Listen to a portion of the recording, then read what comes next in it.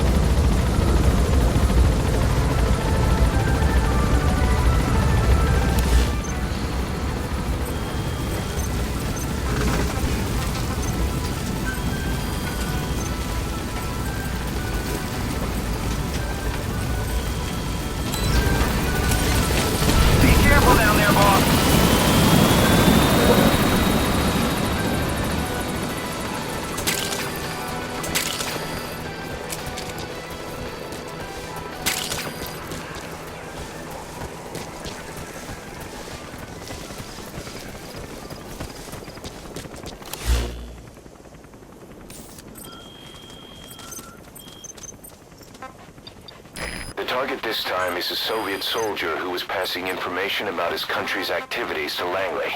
He's the kind of scum I'd like to keep off Mother Base. But he knows about the parasites. We need to extract him to make sure neither the US nor the Soviets learn of their existence.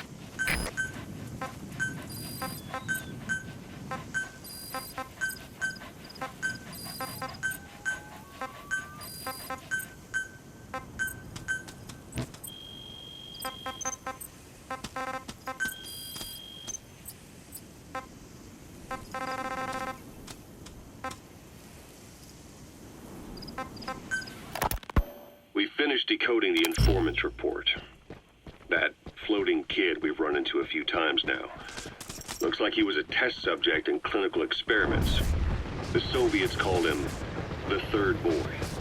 The Third Boy was brought to a lab on the outskirts of Moscow from Czechoslovakia, after which he was due to be sent to a research center in Leningrad, then Siberia, and finally an academic town in Novosibirsk.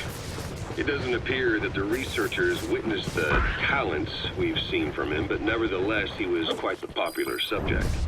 His latent cognitive abilities suddenly awoke en route to Moscow. According to the report, the Third Boy was easily influenced by other individuals' biofields. Evil thoughts, in particular.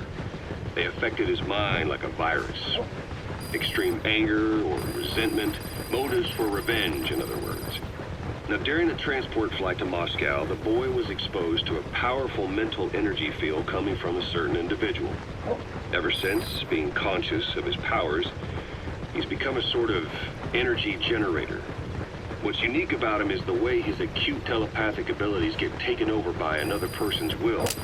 The boy began to physically parasitize individuals experiencing extreme anger and codify the host's desires. This includes amplifying the host's natural strengths. Or, in accordance with the host's desires, he can also implant program code in another individual, making them a puppet, essentially. Human neural synapses transmit weak electrical currents between neurons. These electrical currents, though at a level difficult to observe, warp the magnetic field outside the body. The Third Boy is able to pick up these weak fluctuations. Contrary to psychotronics, which involves controlling the human mind, his abilities as a receptor are too high. The emotions he picks up from another individual are amplified and unleashed into his body as they recur in his brain. They turn into microwaves, which then affect the physical world, triggering paranormal phenomena like the spontaneous combustion of organic matter or psychokinesis, moving an object without touching it. There's one other thing. While he's parasitizing... That's the target. The boy's ego gets shut away, allowing the will of the host to take control of his powers, like some annoying static drowning out your own voice. That means he isn't responsible for what's been happening. Somebody's extreme anger has manifested through the Third Boy's powers in ways none of us could have predicted, which would mean this was going on somewhere around us. Looking back on it, a lot of things make sense now. The man on fire, Sahelanthropus, They both came to life thanks to the third boy's powers. Everything has been happening. We know where to find the target. Check your iDroid. First saw him in the hospital on Cyprus. The boy parasitizing the man on fire's desire for revenge gave him his new abilities in return.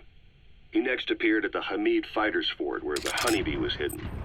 There, the boy parasitized Skullface's vengeful mind. He controlled Sahelanthropus, making it do whatever Skullface wanted. Same goes for when we extracted Emmerich onto the chopper. When he appeared at the Devil's House in Central Africa, Skullface's will controlled the man on fire via the third boy's powers. Everything is clear up to this point. But even the informant couldn't pinpoint who the host was in the cave within Serac power plant. Sahelanthropus suddenly became active, then crushed not only the man on fire, but Skullface as well. Surely neither of them could have been the host. Who else was at that location and bore anger more extreme than either of them? Whose will was controlling Sahelanthropus? According to the report, emotions transmitted in children's brains affect the surrounding magnetic field more strongly. Cerebral nerves are covered with insulation called myelin sheaths to increase impulse speed. The reason for this leakage has to do with the fact that children's myelin sheaths are still developing. So, how many children do you remember being there? Children with a burning desire for revenge and bearing a grudge against you. I can think of only one. Eli. We don't know what kind of life he's had, but the resentment he's shown toward adults is nothing short of extraordinary. The third boy resonated with Eli's mind.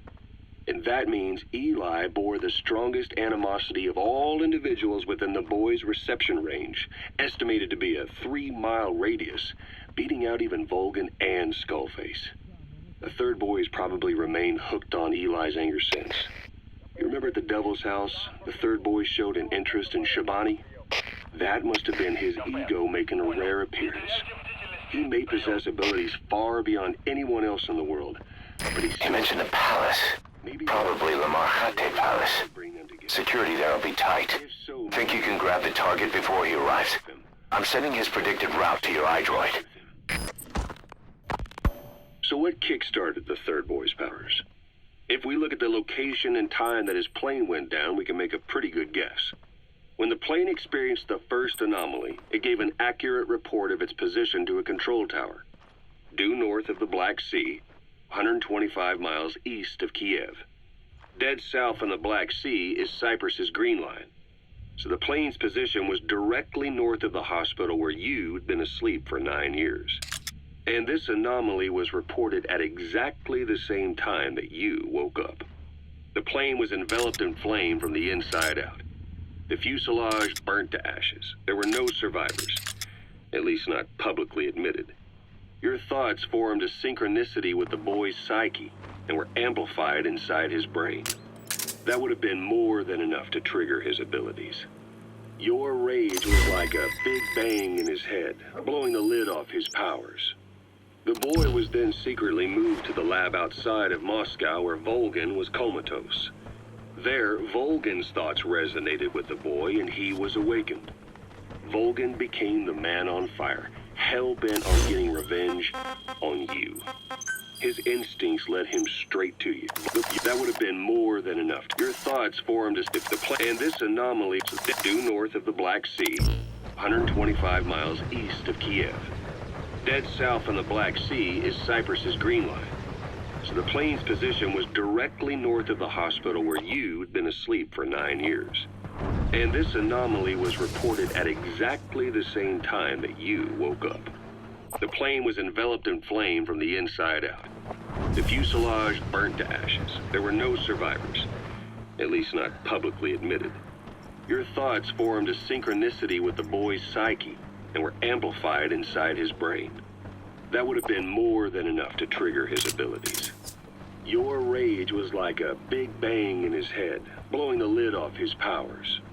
The boy was then secretly moved to the lab outside of Moscow where Volgan was comatose. There, Volgan's thoughts resonated with the boy and he was awakened. Volgan became the man on fire, hell-bent on getting revenge on you. His instincts led him straight to you. Skullface knew Volgin from Operation Snake Eater, or perhaps from even before. Monitoring this pair of extraordinaries, he discovered the hospital and sent his assassin and XOF. Skullface was probably watching the situation from close by. Then, realizing how useful these two test subjects could be, he approached them. Reacting to Skullface's thirst for revenge, this time the boy let Skullface's will control Volgin. Volgin, at times driven by personal revenge, at times through Skullface's will, kept on moving, though his body was little more than dead meat. Perhaps there were moments where even your thoughts affected him as well. But without the boy's power, it was like the plug had been pulled from the socket. Everything was powered by anger, malice, revenge. This is how the end of the report sums things up.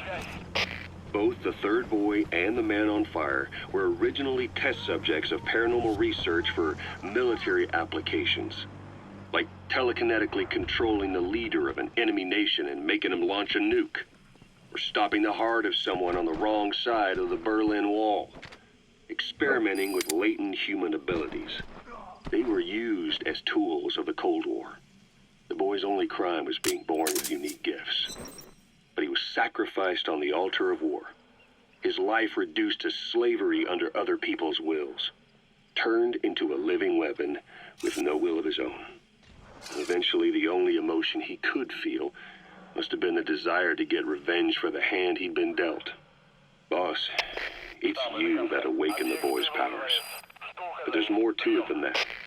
I guess the anger emanating from you is something he could truly relate to.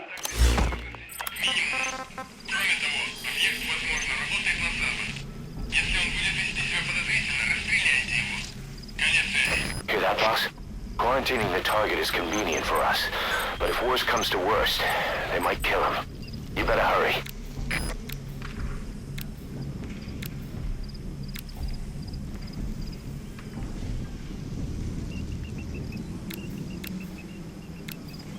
Boss, got an emergency report from the intel team.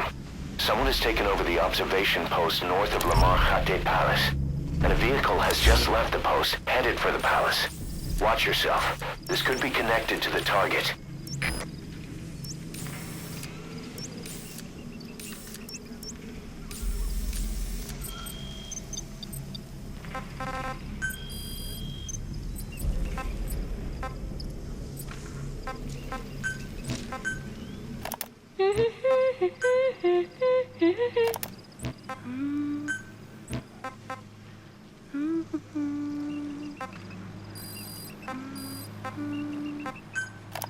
Враг побежден!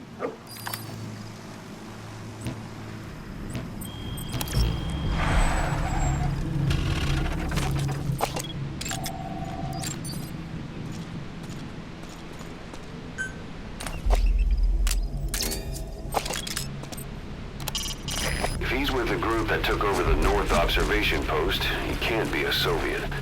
The only thing that comes to mind is remnants of XOF. Wait, could they be out to silence the target?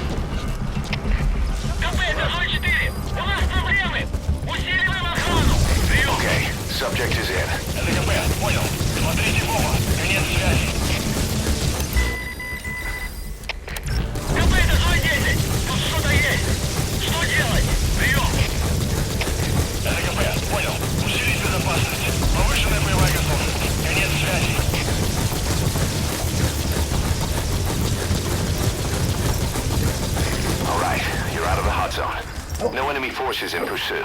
Mission complete.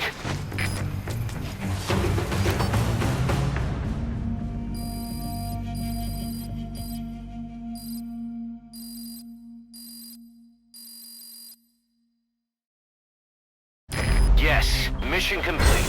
Boss.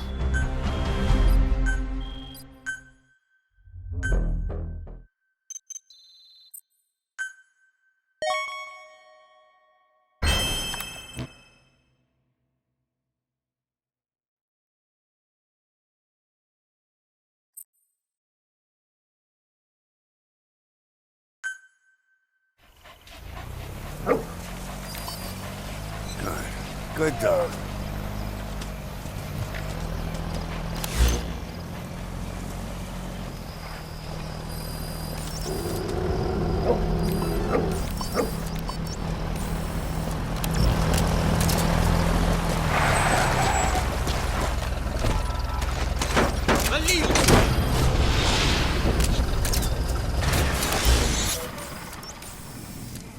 Subject on board. Leave the rest to us.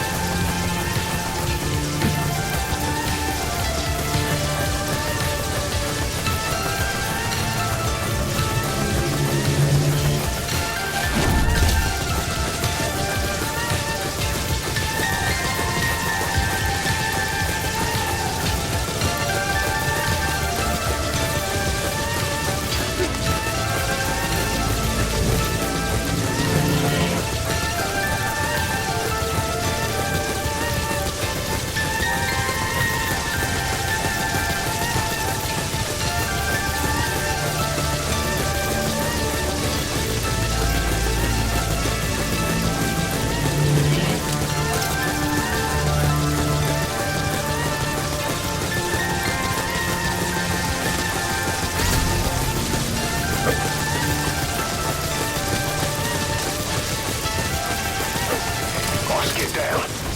The enemy sniper. Stay low and crawl along the ground. That should enable you to sneak past enemies.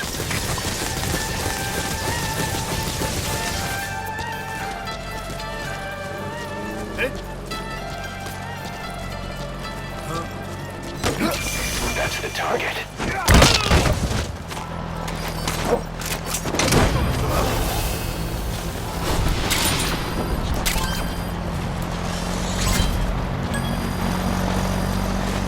You gotta extract him.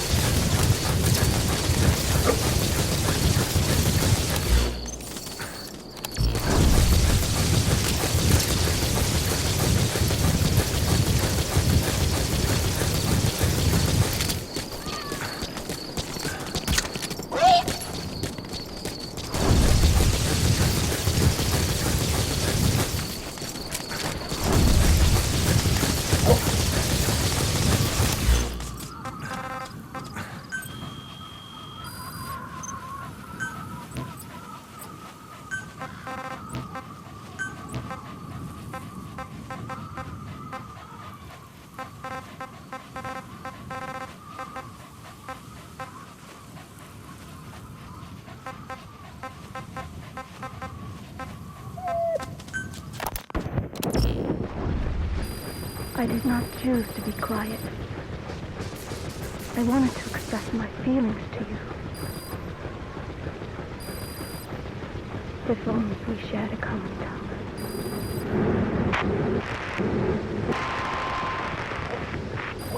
Vengeance was what drove me to them. The only language left to me.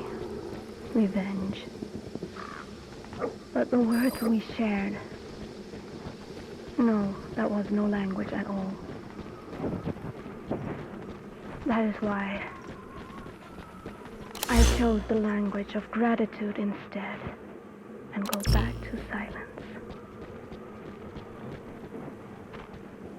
I am quiet. I am the absence of words.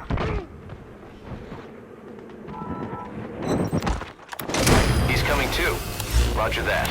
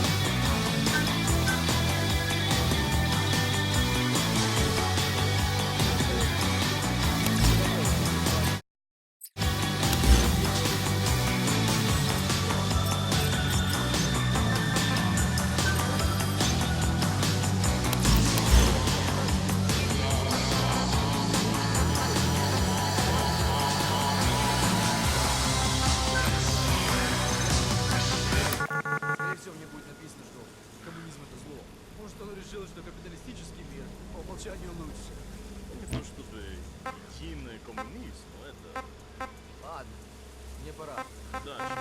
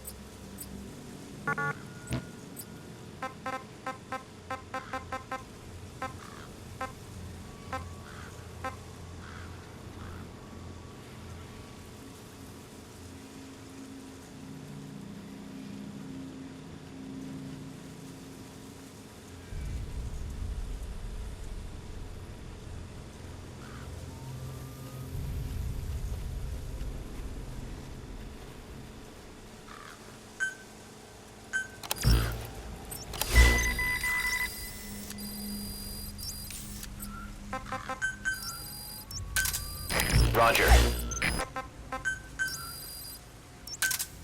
Roger.